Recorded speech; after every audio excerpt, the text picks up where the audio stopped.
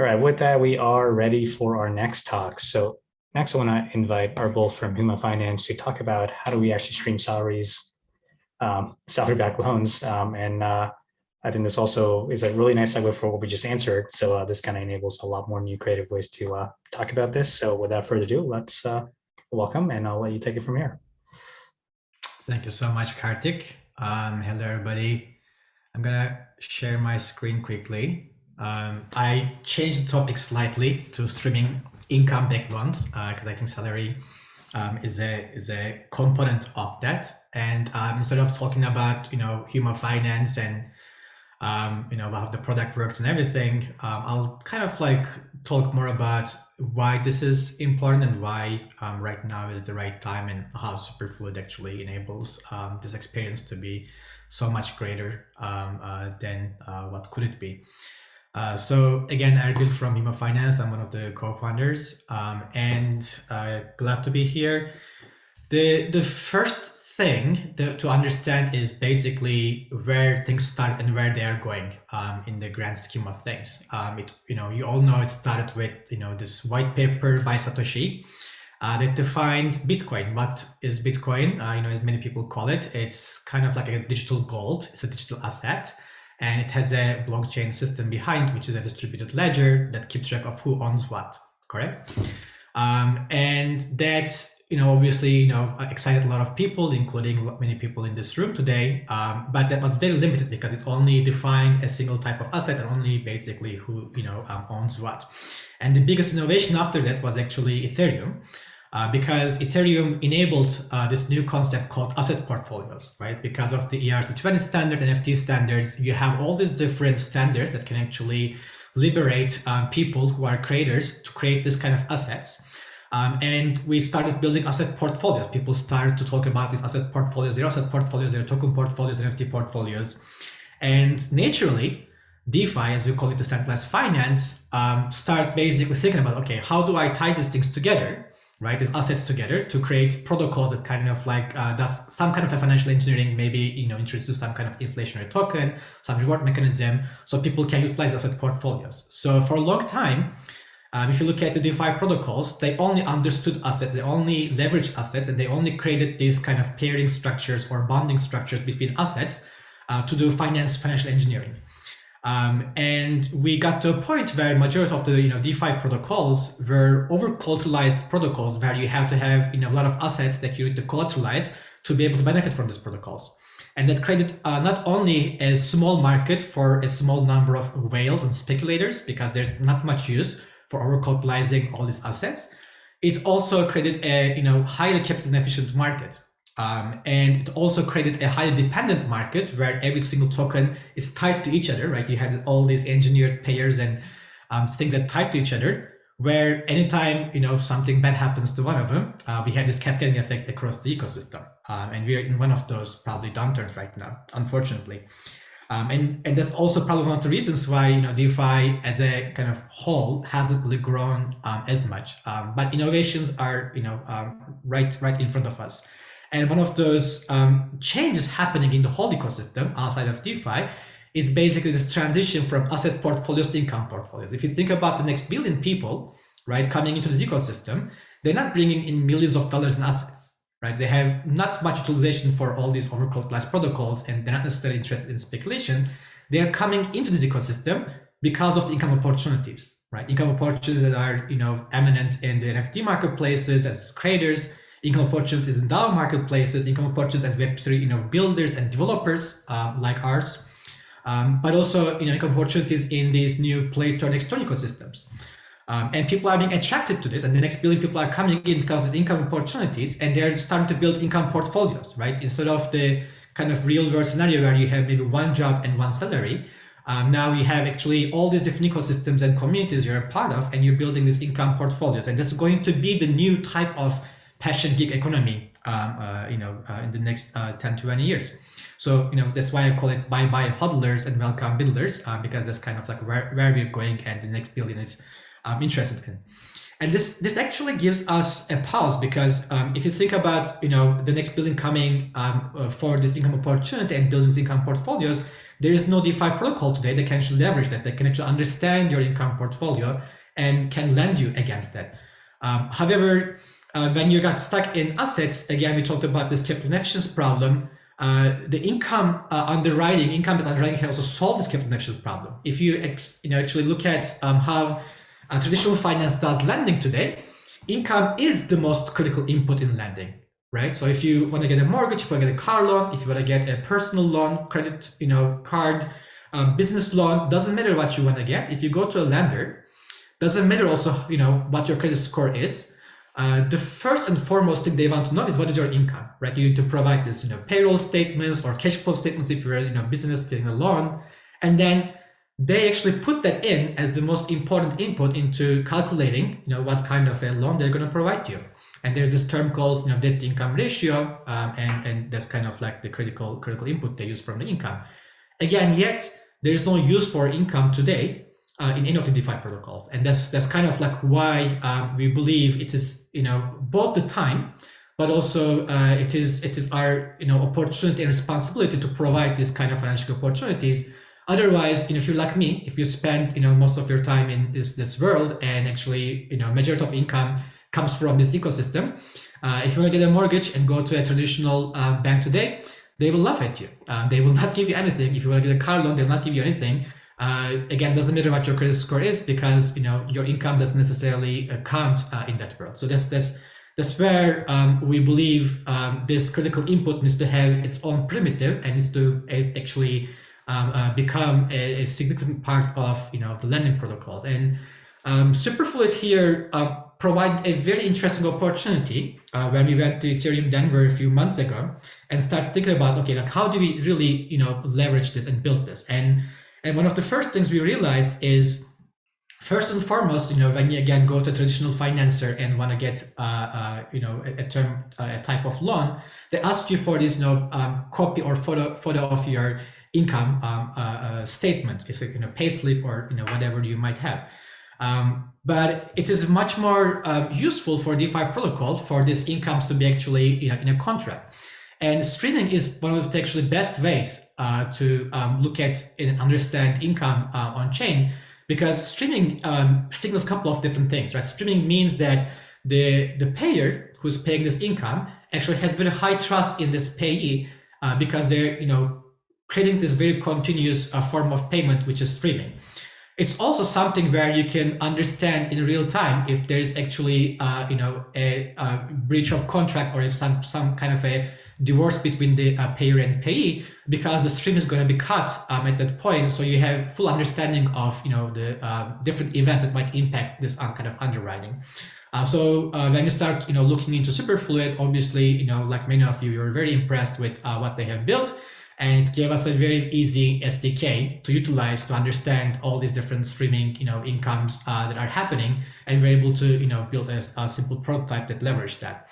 And not only that, it actually helps us in another way, which is one of the most important things in automated lending is to be able to collect also the money you lended automatically. Again, this doesn't necessarily happen in traditional finance. You need to remember, to pay the lender back.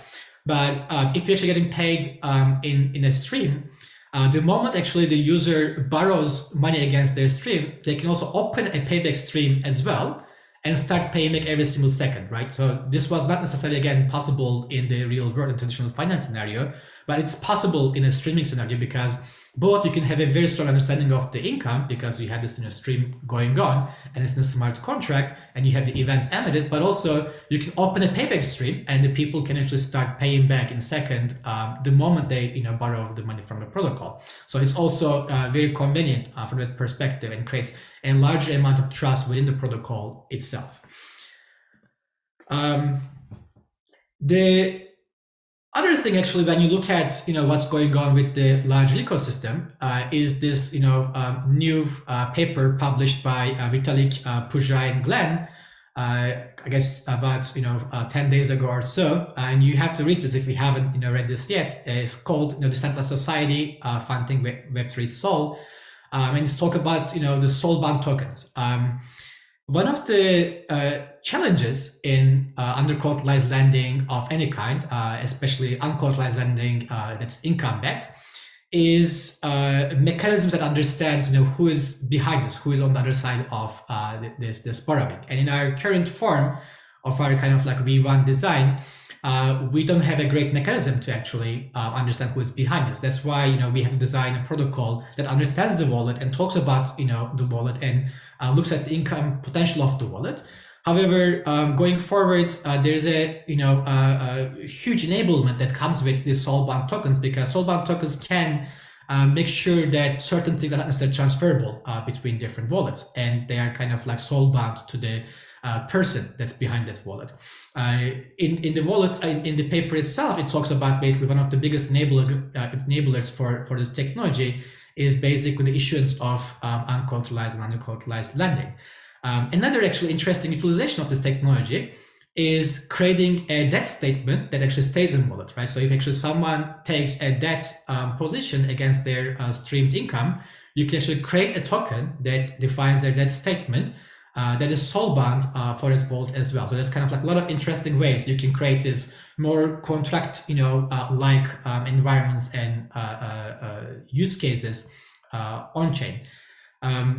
And again, when we look at the evolution of Huma Finance and why we started ETHDenver, especially with Superfluid, one reason was the utilization of the Superfluid streams in terms of like the understanding and the signal of the income. But the other aspect of it was basically the awesomeness of the Superfluid team, because when we started digging into how to utilize this SDK they built and the ecosystem they built, we quickly found a group of people who are very passionate to sit down with us and dig in with us into how we can build things both within Superfluid ecosystem and also outside of the ecosystem. So we found great partners, and we started building our prototype at ETHDenver 2 months ago, utilizing their technology. And we were the DeFi track winner at ETHDenver, and also we were picked as the best overall project built on Superfluid. And that really gave us the kind of courage to actually all go full time and do this as a real startup. And we just raised $8 million also in seed funding from some of the best investors. Again, thanks to Fran and the Superfluid team and their vote of confidence in us and some of our other partners. And where we're going next is providing a credit line for every wallet out there, because we strongly believe income deserves credit, ready to use anytime. And it's also important to denote that we should never think about income only as a streaming salary, because the overall growth of the ecosystem is showing us that income can come in any form. So one of my co-founders, Richard, he's a big participant in the Playtor ecosystems. He's actually earning probably upwards of $1,000 every month by just playing Web3 games. And we're seeing millions of people coming into the ecosystems and earnings total of billions of dollars from this ecosystem. Same thing with creator ecosystems, same thing with metaverses, same thing with some other mechanisms where artists actually can start earning in this ecosystem through royalties and rents of different types of tokens. So there's just this growing ecosystem of income portfolios as we see. And that's why we're so excited to be here today, talk about what we started building. We don't have a website that has an application just yet. We will have something in the coming weeks, and we will be in production in Q3 this year. But in the meantime, I'm more than happy to take your questions and talk more about income-backed, streaming income-backed loans and anything along those lines. Thank you. Amazing. That was super awesome. And I'm super excited to hear that all this has happened in the last 3 months. That must have been a crazy journey already. Indeed. So maybe one kind of obvious question would be just how do you can expect people to use this? And like, what would you have some ideas for like how this could be a better integration? What would you like to see from the end users? And like, what can we do beyond just the basics of streaming this? Perfect question. So the way we kind of going about integrating this into different ecosystems is we're looking at especially two ecosystems. One is the on-chain payments ecosystems, right? So Superfluid obviously is a key participant in the ecosystem. But if you look at what Superfluid is also integrating with, you see things like Request Network, for example, where Request Network is an invoicing, system where hundreds of millions of dollars every year is running through their invoicing system. You see, payment companies like PayMagic, Utopia Labs, where these are the tools utilized by DAOs and their treasuries to pay people. So we're looking into direct integrations with those tools because we heard from many of these players and partners that people who are actually getting paid are in need of simple financing, right? So they cannot go to their own bank. They cannot necessarily go and double down on the credit cards because their income that they need to utilize to borrow against is on chain. And we will be integrating deeply with these ecosystems and partners to basically provide this as a native capability in those applications. Another partner ecosystem we're talking to right now is this, again, play to earn ecosystems and next to earn ecosystems. So if you think about the biggest barrier for different type of gamers to join those ecosystems is the barrier to acquire assets required to play the game. So for example, if you want to play certain play to earn games, you might need to put up to $1,000, maybe sometimes more, to acquire first assets and then play the game. And yes, there are maybe guilds that will lend you some of these assets and then they take away 80% of your income. But you never have the assets yourself. You never liberate as a player, and the more you play, the guilds have more income, not you. So we're looking at basically partnering with some of these large ecosystems right now, so that when they want to onboard new gamers, actually we're able to look at their future income opportunity and lend against that. So there's more of a liberation from the player's perspective to participate in more of these ecosystems. So those are two big ecosystems we're looking at, and we're excited about the growth of those. Overall, we have some other ideas in mind that we haven't prioritized yet. One of them is we're talking to some wallet partners where, again, we envision eventually a credit line for every wallet. So let's say you go to MetaMask, you go to Rainbow Wallet, whatever is your favorite wallet, and you say, check my credit line powered by Huma. Boom, you have a credit line that might be originated by some of our liquidity partners. So it's kind of like the different use cases scenarios we're thinking through and building for. No, that's a really good especially if it's available as like a line of credit on a wallet, that just gets to a closer normal banking experience that exactly. As a question from the audience from Rachel, the question is could this also be used for business income as well? Because you kind of talked about personal loans, but is there any logistical difference there? Totally. There is no difference from a protocol's perspective. The protocol understands income, right, on a wallet perspective, from a wallet perspective. If anything, actually, business income usually is more reliable as a mechanism to underwrite against. And a lot of these, DAOs that actually also paying service DAOs or, small businesses of the crypto world. And this information is the same. It's represented either, as a stream, as an invoice, as something else. So it can be utilized by both business purposes or personal purposes. Awesome. Well, hopefully that clarified your question. Maybe I'll put you on the spot with a final question, which is when can we expect the app to go live? Great question. So we're working hard with our initial set of partners for alpha launch sometime around September. So please look forward to that, and feel free to reach out to me on Telegram as well. You can also email us at gm@huma.finance, and we will soon put up a website where you can also join our waitlist. Thank you. Amazing. Well, please follow at Huma Finance on Twitter to keep up with everything that they're doing.